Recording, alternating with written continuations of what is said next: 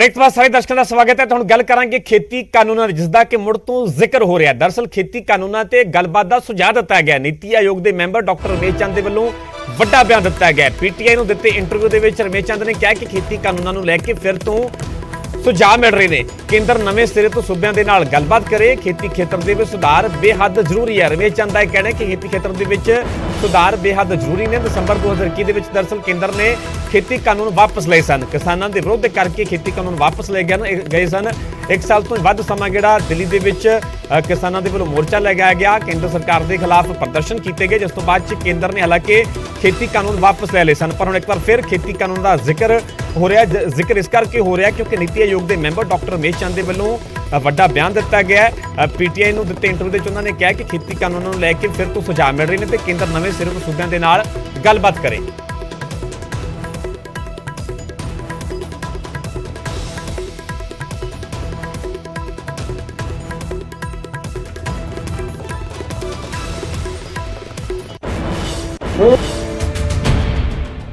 ਤਿੰਨੇ ਖੇਤੀ ਕਾਨੂੰਨ ਰੱਦ ਕੀਤੇ ਜਾਣ ਨਾਲ ਕਿਸਾਨਾਂ ਦੀ ਆਮਦਨ ਦੁੱਗਣੀ ਕਰਨ ਦੇ ਯਤਨਾਂ ਨੂੰ ਝਟਕਾ ਲੱਗਿਆ। ਖੇਤੀ ਖੇਤਰ 'ਚ ਸੁਧਾਰ ਬੇਹੱਦ ਜ਼ਰੂਰੀ ਨੇ। ਕੁਝ ਕਿਸਾਨ ਖੇਤੀ ਕਾਨੂੰਨਾਂ ਦਾ ਵਿਰੋਧ ਕਰ ਰਹੇ ਸਨ। ਮੈਨੂੰ ਲੱਗਦਾ ਹੈ ਕਿ ਇਸ ਤੇ ਤੁਰੰਤ ਸੂਬਿਆਂ ਦੇ ਨਾਲ ਗੱਲਬਾਤ ਕਰਨੀ ਚਾਹੀਦੀ ਹੈ। ਖੇਤੀ ਖੇਤਰ 'ਚ ਸੁਧਾਰ ਲਈ ਲੋਕਾਂ ਦੇ ਸੁਝਾਅ ਸਾਡੇ ਕੋਲ ਆ ਰਹੇ ਨੇ, ਪਰ ਕਿਸ ਤਰ੍ਹਾਂ ਕਿਸ ਰੂਪ 'ਚ ਇਸ ਦੇ ਲਈ ਸਾਨੂੰ ਥੋੜਾ ਇੰਤਜ਼ਾਰ ਕਰਨਾ ਚਾਹੀਦਾ ਹੈ। उधर नीति आयोग के मैंबर के बयान से किसान भड़क उठे ने, चेतावनी दे रहे हैं कि जे खेती कानून दोबारा लियाउण की कोशिश की गई तो मुड़ अंदोलन शुरू किया जाएगा। भारत के नीति आयोग रमेश चंद जी का बयान आ गया कि असीं दोबारा राज्यां नाल सलाह करके खेती कानून लियावांगे और खेती कानून चंगे सी, ये भारत दे खेती लई चंगे आ। इहदा गुणगान भी उन्होंने किया। बिल्कुल सख्त रूप में ताड़ना देने असीं उदों भी कहा जो खेती कानून वापस लै गए सी भी सरकार की नीयत मारी आ, हजे इन्होंने पॉलिसी वापस नहीं लई, कानून भावें वापस लै लए हैगे।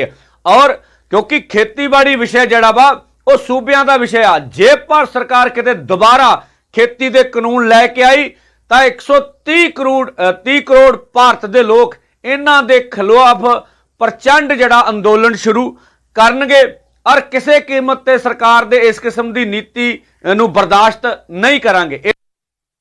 केंद्र सरकार वालों खेती के उपर 3 कानून लैके आंदे गए सी, पर किसानों का लगातार विरोध तो बाद तुहानूं दस दईए कि किसानों ने लगातार सवा साल दिल्ली के बॉर्डर के उपर ते पंजाब दे विच सारे स्टेटां दे विच उहदा विरोध किया ते बाद दे विच केंद्र सरकार दे वल्लों जिहड़े कानून सी खेती के उपर 3 कानून वापस कर लए गए सी। पर हुण दोबारा फिर नीति आयोग के मैंबर का एक वड्डा बयान आया रमेश चंद जी का।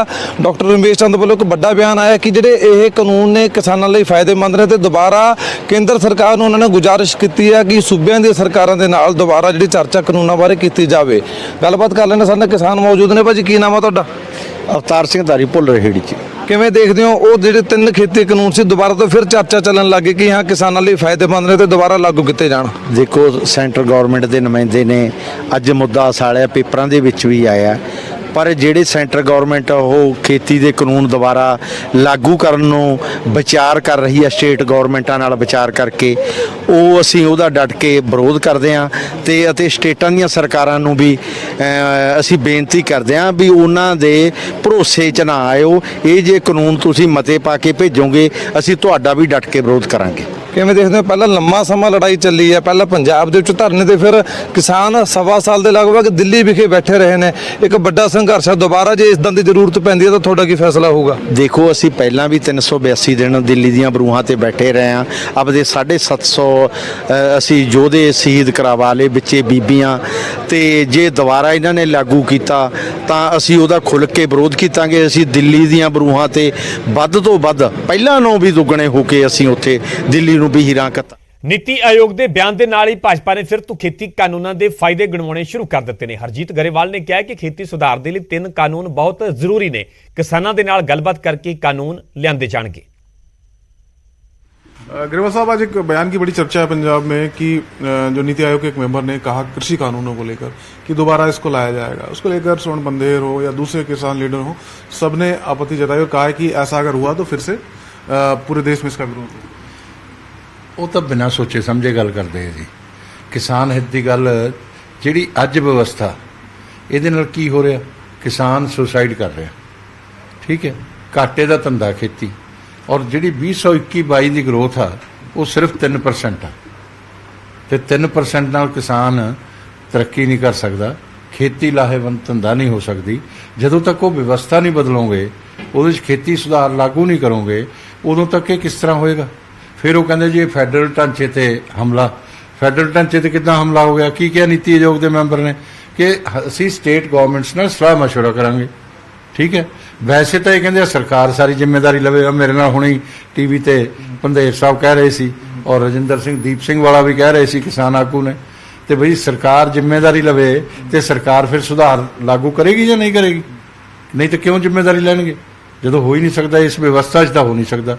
ਸਾਡੀ ਜ਼ਮੀਨ ਜਿਹੜੀ ਆ ਉਹ ਜ਼ਹਿਰੀਲੀ ਹੋ ਗਈ, ਅੱਗੇ ਲਾਗਤ ਖਰਚੇ ਵਧਣੇ ਆ, ਔਰ ਸਾਡੀ ਫਸਲ ਨੂੰ, ਪੈਦਾਵਾਰ ਨੂੰ ਕੋਈ ਖਰੀਦਣ ਨੂੰ ਦੂਸਰਾ ਮੁਲਕ ਇਸ ਕਰਕੇ ਤਿਆਰ ਨਹੀਂ, ਪਸ਼ੂਆਂ ਨੂੰ ਪਾਉਣ ਲਈ ਵੀ ਤਿਆਰ ਨਹੀਂ ਅਰਬ ਕੰਟਰੀਜ਼ 'ਚ। ਤੁਸੀਂ ਰਿਪੋਰਟ ਮੰਗਵਾ ਕੇ ਦੇਖ ਲਓ, ਨਹੀਂ ਤਾਂ ਮੈਂ ਮੰਗਵਾ ਦਿੰਦਾ, ਜਾਣਕਾਰੀ ਹੈਗੀ ਆ। ਉਹ ਕਹਿੰਦੇ ਪਸ਼ੂਆਂ ਨੂੰ ਖਿਲਾਉਣ ਦੇ ਵੀ ਕਾਬਲ ਨਹੀਂ ਹੈ, ਇੱਥੇ ਇਨਸਾਨ ਖਾਂਦੇ ਆ। ਤੇ ਜ਼ਮੀਨ ਜ਼ਹਿਰੀਲੀ ਹੋ ਗਈ। ਜ਼ਮੀਨ ਦਾ ਪਾਣੀ 8 ਸਾਲ ਦਾ ਰਹਿ ਗਿਆ, 17 ਸਾਲ ਦੀ ਪਿਛਲੀ ਰਿਪੋਰਟ ਸੀ ਕਿ 17 ਸਾਲ ਦਾ ਰਹਿ ਗਿਆ। ਹੁਣ ਜਿਹੜੀ ਰਿਪੋਰਟ ਆਈ ਹੈ ਸੈਂਟਰਲ ਗਵਰਨਮੈਂਟ ਦੀ, ਉਹ 8 ਸਾਲ ਦਾ ਰਹਿ ਗਿਆ। ਤੇ ਜੇ ਜ਼ਮੀਨ ਦਾ ਪਾਣੀ ਖਤਮ ਹੁੰਦਾ ਜਾਏਗਾ ਤੇ ਪੰਜਾਬ ਤਾਂ ਰਹਿਣ ਵਾਲੀ ਜਗ੍ਹਾ ਨਹੀਂ ਰਹਿ ਜਾਣੀ, ਤੇ ਤੁਹਾਨੂੰ ਬਦਲਵੀਆਂ ਫਸਲਾਂ ਬੀਜਣੀਆਂ ਪੈਣਗੀਆਂ, ਤੁਹਾਨੂੰ ਉਹਦੇ ਲਾਗਤ ਖਰਚੇ ਘੱਟ ਕਰਨੇ ਪੈਣਗੇ। ਇਸ ਵਾਰ ਯੂਰੀਆ ਵੀ ਮਹਿੰਗਾ ਹੋ ਜਾਣਾ, ਡੀਜ਼ਲ ਪੈਟਰੋਲ ਮਹਿੰਗਾ ਹੋ ਰਿਹਾ, ਬਾਕੀ ਲਾਗਤ ਇਨਪੁਟਸ ਜਿਹੜੀਆਂ ਨੇ ਸਾਰੀਆਂ ਮਹਿੰਗੀਆਂ ਹੋ ਰਹੀਆਂ ਨੇ, ਤੇ ਉਹਦੇ ਲਈ ਲਾਗਤ ਖਰਚੇ ਜਿਹੜੇ ਆ ਉਹ ਜ਼ੀਰੋ ਲਾਗਤ ਖਰਚੇ ਵਾਲੀ ਖੇਤੀ ਕਰਨੀ ਪੈਣੀ ਹੈ। ਉਹ ਕਿਹੜੀ ਹੋਏਗੀ?